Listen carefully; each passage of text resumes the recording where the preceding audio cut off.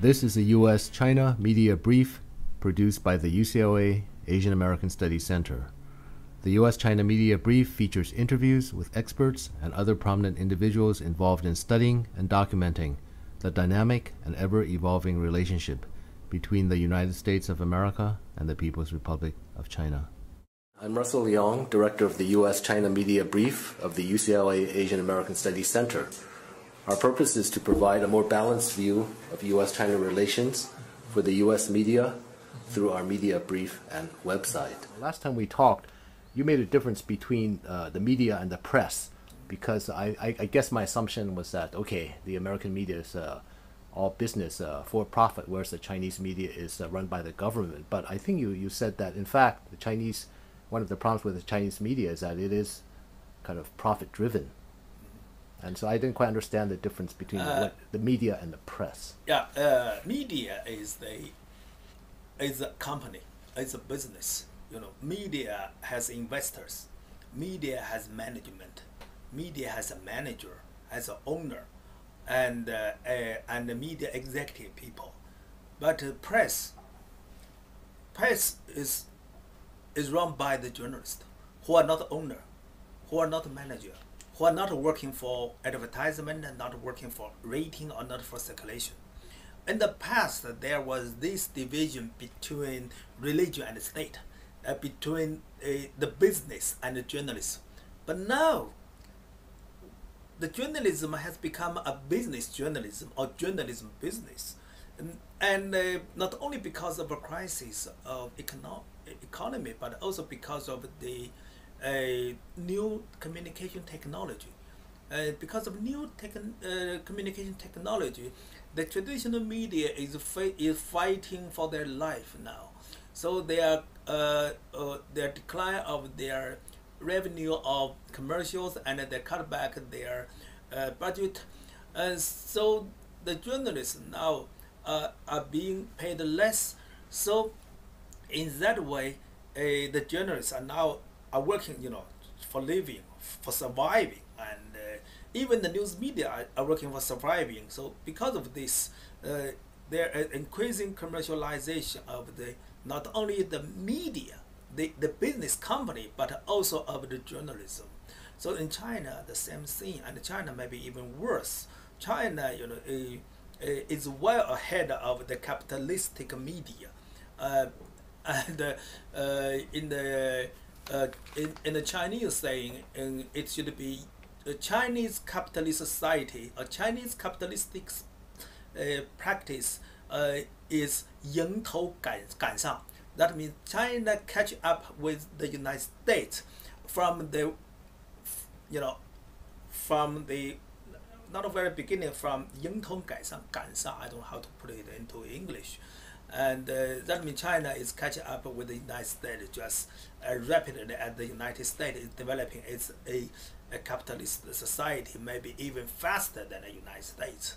And in this way, Chinese media, except the Xinhua News Agency and the People's Daily, and 99% of the Chinese media, particularly those media who are being viewed and being read by the Chinese public, are totally capitalistic now. And so they are, there is a problem, now I'm just going a crisis at the moment, this morning.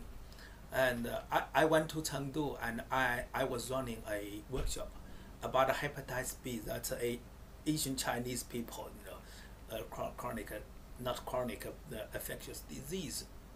And training journalists how to cover the disease scientifically, medically, and ethically.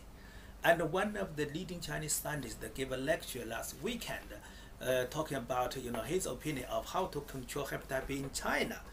And in his discussion with the journalists, that he personally views that China should stop the practice. If you are accepted into university or into a job, you are going to be screened if you have hepatitis B. And he said that this is kind of a prejudice against hepatitis B people. It should be stopped.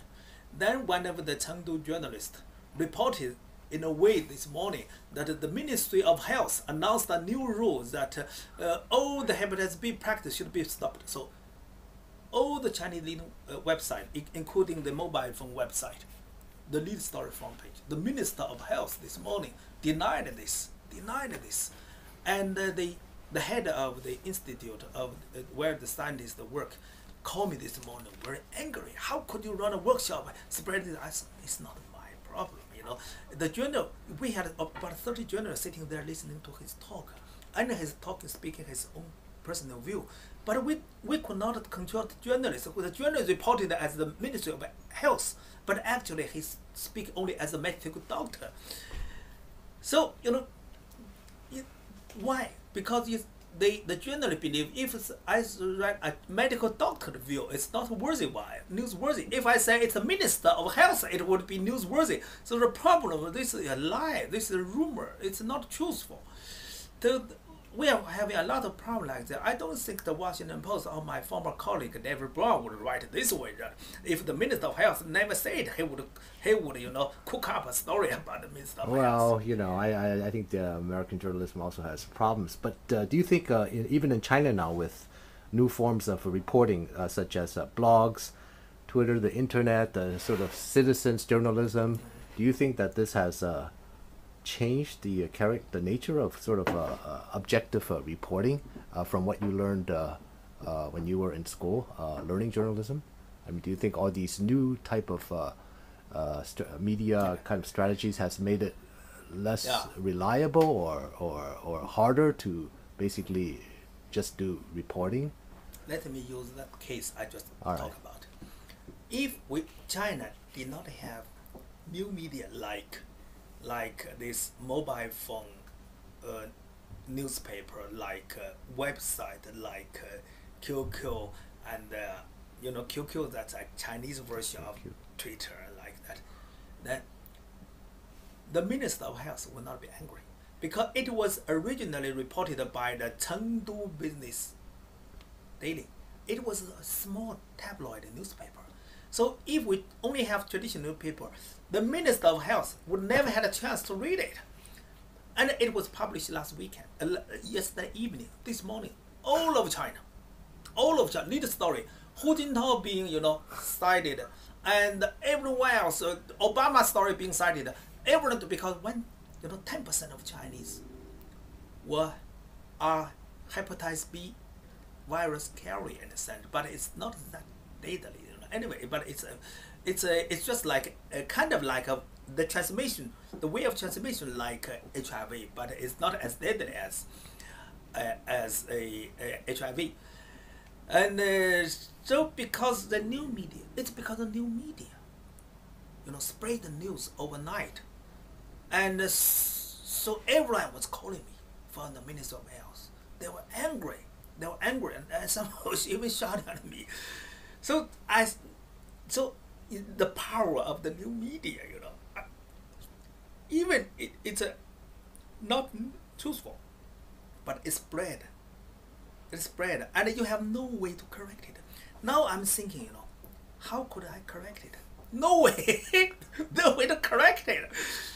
So my colleague in the next office, I've been being this, you know, damaging, you know, to repair the damage not only to our university, but also to the medical scientist. Probably the Minister of Health would accuse him of spreading or cook up the story, you know, because it's all in the internet, but no way to correct it. And his boss, the scientist boss, asked me, so can I ask the newspaper to correct it, since you invited the reporter? I said, you know, even the newspaper corrected it, the internet would not correct it.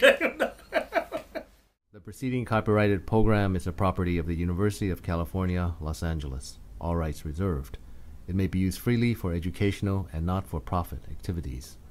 For other uses or to make an inquiry, please contact the Asian American Studies Center at UCLA.